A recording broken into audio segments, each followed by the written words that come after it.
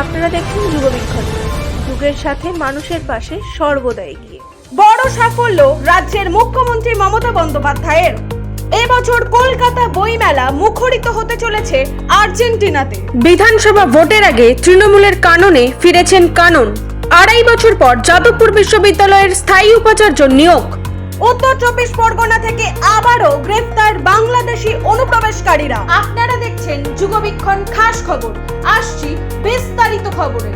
বড় সাফল্য মুখ্যমন্ত্রী মমতা বন্দ্যোপাধ্যায়ের মস্তিষ্ক প্রসূত প্রকল্প স্বাস্থ্য সাথীতে। গত 31শে অক্টোবর পর্যন্ত স্বাস্থ্য সাথী প্রকল্পের আওতায় 1 কোটি মানুষ হাসপাতালে ভর্তি হয়ে চিকিৎসা পরিষেবা পেয়েছেন। সোমবার সোশ্যাল মিডিয়ায় এই বিষয়টি জানান মুখ্যমন্ত্রী মমতা বন্দ্যোপাধ্যায়। মুখ্যমন্ত্রী জানিয়েছেন, স্বাস্থ্য সাথী প্রকল্পে হাসপাতালে ভর্তির সংখ্যা 1 কোটি ছুঁয়েছে। পরিষেবার জন্য ব্যয় হয়েছে 13,156 কোটি টাকা। 49তম আন্তর্জাতিক কলকাতা বইমেলায় এবছর বইমেলার ফোকাস থিম আর্জেন্টিনা। 2026-এর 22শে জানুয়ারি থেকে শুরু হতে চলেছে এই বৃহৎ বইমেলা। এটি চলবে 3রা ফেব্রুয়ারি পর্যন্ত। গত বছর বইমেলায় প্রায় 27 লক্ষ বই পিপাসু মানুষ ভিড় জমিয়েছিলেন এবং 23 কোটি টাকার বই বিক্রি হয়েছিল। এবছর যদিও আবেগের জায়গাটা একটু আলাদাই মানুষের কাছে।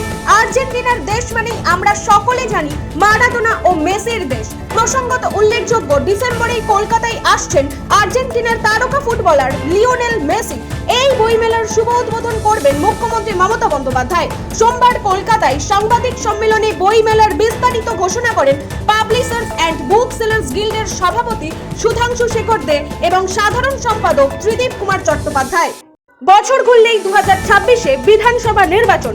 এর মাঝেই 7 বছর পর তৃণমূলে ফিরলেন শোভনদেব চট্টোপাধ্যায়। দার্জিলিংয়ে মুখ্যমন্ত্রী মমতা বন্দ্যোপাধ্যায়ের সঙ্গে বৈঠকের পরে থেকেই বেড়েছিল জল্পনা। ইতিমধ্যেই এনকেডি এর চেয়ারম্যানের দায়িত্ব পান কলকাতার প্রাক্তন মেয়র শোভনদেব চট্টোপাধ্যায়। সোমবার বান্ধবী বৈশাখী বন্দ্যোপাধ্যায়কে নিয়ে তৃণমূল ভবনে আসেন শোভনদেব চট্টোপাধ্যায়। অবশেষে সব জল্পনাকে মিটিয়ে বান্ধবী বৈশাখী বন্দ্যোপাধ্যায় সহ দলে আবার প্রত্যাবর্তন ঘটে কাননের। যুগবীক্ষণ বিনোদনে বাংলা, বিশুদ্ধ বিনোদন এখন এখানেই। দেখুন, জানুন এবং বিশুদ্ধ আনন্দে উপভোগ করুন বিনোদনে বাংলা। সোমবার আনুষ্ঠানিকভাবে যাদবপুর বিশ্ববিদ্যালয়ের স্থায়ী উপাচার্য পদে নিযুক্ত হলেন উচ্চ মাধ্যমিক শিক্ষা সংসদের সভাপতি চিরঞ্জীব ভট্টাচার্য। 2023 সালের মে মাসে স্থায়ী উপাচার্যের পদ থেকে সুরঞ্জন দাস অবসর গ্রহণের পর এই পদে একাধিক অস্থায়ী উপাচার্য দ্বারা কাজ চালানো হয়েছিল, কিন্তু স্থায়ী উপাচার্যের পদটি ফাঁকাই পড়েছিল দীর্ঘদিন। নতুন পদে যোগদানের পরেই বিশ্ববিদ্যালয়ের মান উন্নয়নের দিকে নজর রাখবেন বলে জানিয়েছেন উপাচার্য চিরঞ্জীব ভট্টাচার্য। উত্তর 24 পরগনার স্বরূপনগরে ভারত বাংলাদেশ সীমান্ত থেকে আবারও গ্রেফতার বাংলাদেশি অনুপ্রবেশকারীরা। এই এলাকার স্বরূপনগর থানার হাকিমপুর সীমান্তে বিএসএফ এর হাতে ধরা পড়েন 4 বাংলাদেশি। এদের মধ্যে রয়েছেন মহিলা এবং শিশু। সোমবার বসিরহাট মহকুমা আদালতে হাজির করানো হয় ধৃতদের। সব মিলিয়ে গত 4 দিনে 98 জন বাংলাদেশি নাগরিক গ্রেফতার হলেন স্বরূপনগর সীমান্ত থেকে। রাজনীতি থেকে ক্রীড়াঙ্গন, শিক্ষা সংস্কৃতি থেকে বিনোদন, সব খবরে প্রথম থেকেই প্রথমে যুগবীক্ষণ প্রিন্ট এবং ডিজিটাল।